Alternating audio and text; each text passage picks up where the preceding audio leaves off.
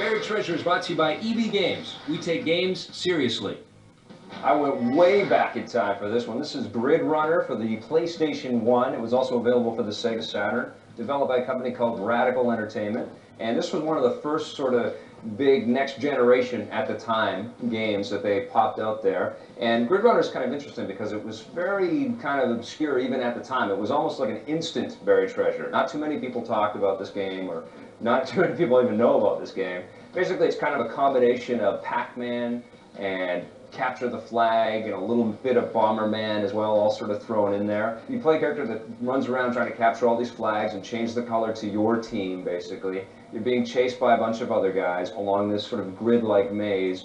All the mazes take place on all these different types of planets. It's actually very fun, very effective. And the other thing, too, of course, that's important to know about this game is you can play with another player. It's got two-player split screen. You can play this on your PlayStation 1 or your PlayStation 2. Go check it out. It's called Grid Runner. All right, we're back, and now we're going to talk about Metal Slug 3. This is from SNK. Play more for the Xbox. What did you think of this one? If you thought that last game blew chunks, wait till you see this one. Right. Here's the thing. If this game were $9.99, then I could wholeheartedly recommend it.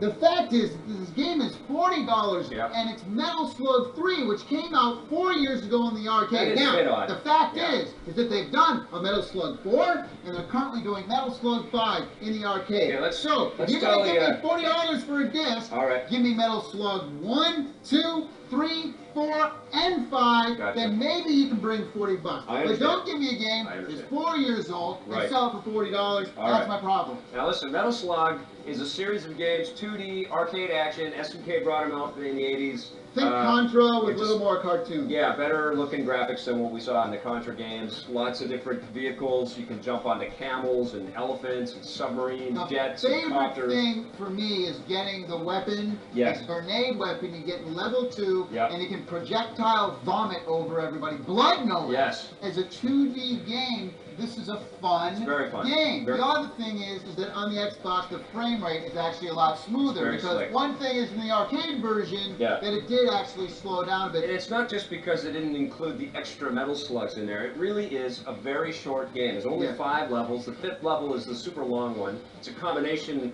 lengthwise of all the other previous levels. So it's a super long, super hard level. But overall, you're talking a couple of hours of gameplay here, and once you become proficient at the game, you're going to blow through it, and you're going to wonder why you spend so much money on a damn thing. Now, when you see this box, you're going to see the Xbox Live band across the top. Another problem. You're going to be like, oh, cool, maybe I can somehow 2-player go on an adventure.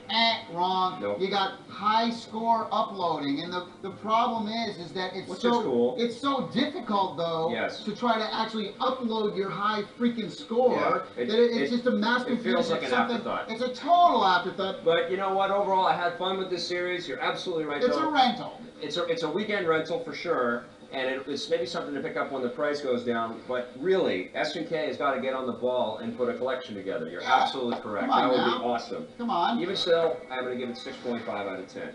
Metal Slug 3 gets the 5. On the positive side, the frame rate has been much improved for the Xbox version.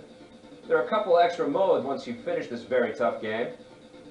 And you can post your scores online on Xbox Live. On the negative side, the experience here just doesn't justify the $40 price tag. Why exactly is this game coming out 4 years later?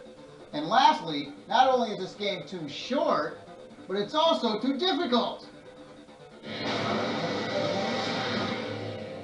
Alright, today in hardware we've got something that I am extremely excited about. This is the System Selector Pro from Pelican. All of your high-def sources, all like your Xbox and your PlayStation 2 and your DVD players and your high-def receiver for digital cable and stuff like that, you can actually plug in 3 of those into the System Selector Pro and then have just one component output to take up on your receiver. Not only does it have the component, but there's 3 inputs in there with the optical light pipe source in there as well, so you can have 5.1 through one wire, which is insane. That's right, but this isn't for somebody who just has one television and one or two games out there. This is more of a high-end piece of gear. Right. What do you think about the selectors on the outside, though? I thought those could have the been buttons are a little bit flimsy. They could be a little bit sturdier. You know what would have been great is a remote control. Remote control. Even still, this is a fantastic piece of hardware. Definitely going to recommend it. Me as well. On the positive side, this device supports all sorts of video input, from RCA to S-video to component.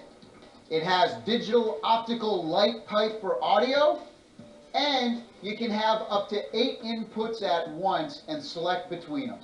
On the negative side, it would have been great if this thing came with a remote control, and although the design of this thing is very sleek looking, it would have been nice if the buttons were a little bit tougher. Hey, stick around. When we come back, it's The Legend of Zelda